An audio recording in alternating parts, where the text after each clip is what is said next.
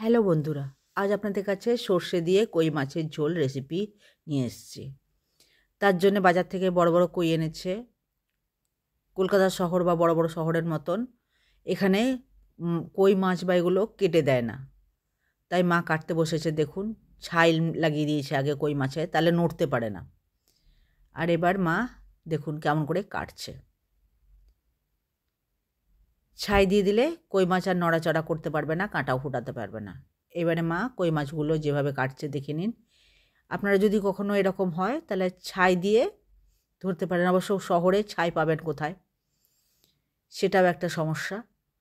শহরে অবশ্য মাছ কেটেই দেয়, কিন্তু গ্রামাঞ্চলে নিজেদেরই মাছ কাটতে হয় বেশিরভাগ। তো দেখুন মা কেমন করে মাছগুলো খুব সুন্দর করে কেটে নিচ্ছে। এইভাবে মা সব মাছ কটা আগে কেটে নেবে, যেইভাবে দেখাচ্ছে মা। দেখুন এইবারে কাঁটাগুলো কাটা হয়ে গেল। এবারে মা একটু আঁশটা ছাড়িয়ে নেবে, দুদিকেরই আঁশটা আগে ছাড়িয়ে নেবে।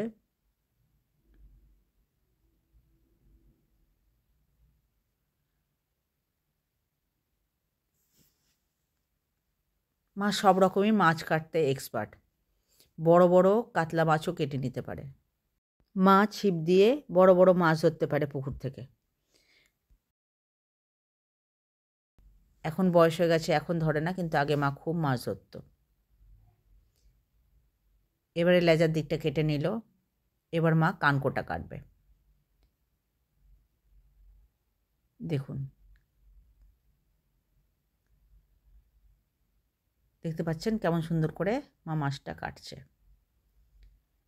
তারপর পেটের কাছটা ওখানটা একটু কেটে দেবে, তাহলে ওখান দিয়ে নাড়ি ভুটিটা পেটের বের করা যাবে। দেখুন একটু ফুটো করলো। পেটের কাছটা একটা ড্যানা মতন থাকে, ওইটাকে একটুখানি কেটে দিলে ওখানটা ফুটো হয়ে গেল। ড্যানা মতন ওইটা কেটে দেওয়ার পর ওখানে ফুটো হয়ে গেল, ওখান দিয়ে পুরো নাড়ি ভুটুরিটা ঠেললেই এ পাশ দিয়ে বেরিয়ে যাবে।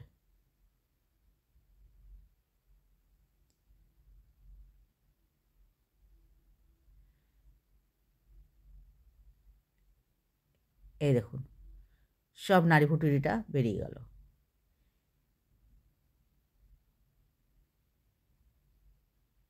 এভাবে মাছ সব কেটে মা ধুয়ে নিয়ে নুন হলুদ মাখিয়ে রেখে দিয়েছে।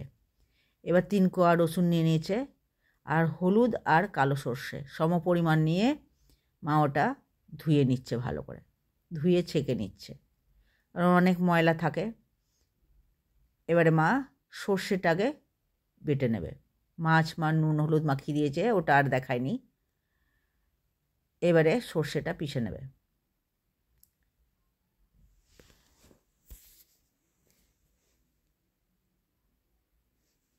সর্ষেটা পিষে নেওয়ার পর এই যে নুন হলুদ মাখিয়ে রাখা আছে, আর কড়াইয়ে তেল দিয়ে দেবে অনেকটা মাছগুলো ভাজার জন্য। তেলটা গরম হয়ে গেলে ওই মাছগুলো একে একে সব কটা দিয়ে উল্টে পাল্টে ভালো করে ভেজে নেবে, কিন্তু খুব কড়া করে ভাজবে না, হালকা ভাজবে। উল্টে পাল্টে হালকা থেকে একটু বেশি, কিন্তু খুব কড়াও না। আর ইতিমধ্যে এটা মাছটা ভাজতে দিয়ে মা একবার উল্টে দেবে। তারপর যে সর্ষেটা বেটে রেখেছিল ওইটাতে একটু জল দেবে।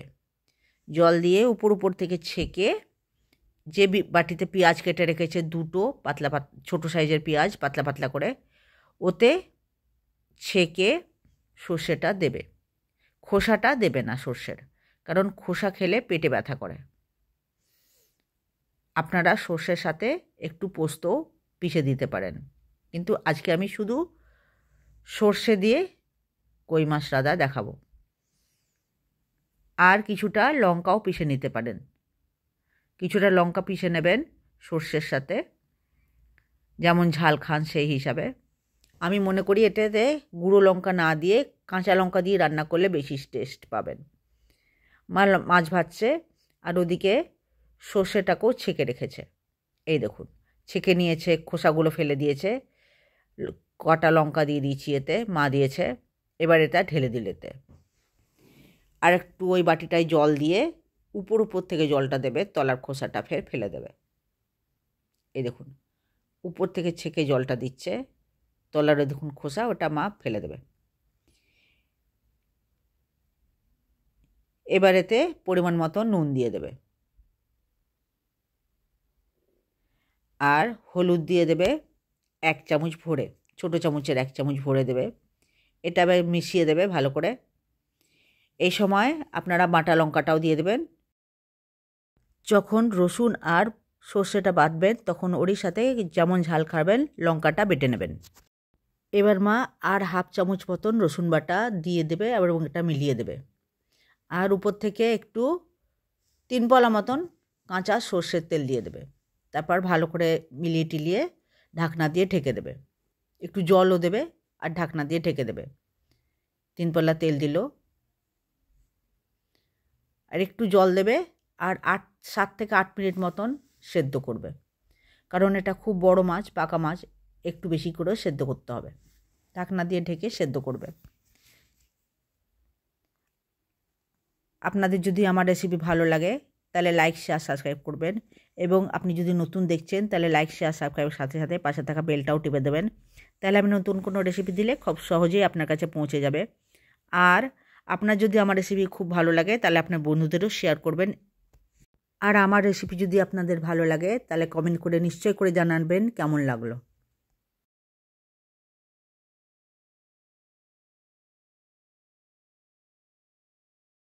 মা ঢাকনাটা খুলে দেখলো জলটা অনেকটা টেনে এসছে, কিন্তু নুনটা একটু লাগবে, সেই জন্য মা আর একটুখানি নুন দিল।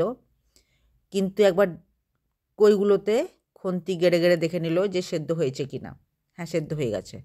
মা এবার তরকারিটা নামিয়ে দেবে। এভাবে আপনারাও করে খেয়ে দেখবেন এবং আমাকে কমেন্ট করে নিশ্চয় করে জানাবেন কেমন লাগলো আমার রেসিপি। ভালো লাগলে নিশ্চয় করে লাইক শেয়ার সাবস্ক্রাইব করে দেবেন। এই দেখুন তরকারিটা হয়ে গেল। ভিডিও দেখার জন্য আপনাদের সবাইকে অনেক অনেক ধন্যবাদ। দেখুন এইভাবে করে খেয়ে আমাকে জানাবেন।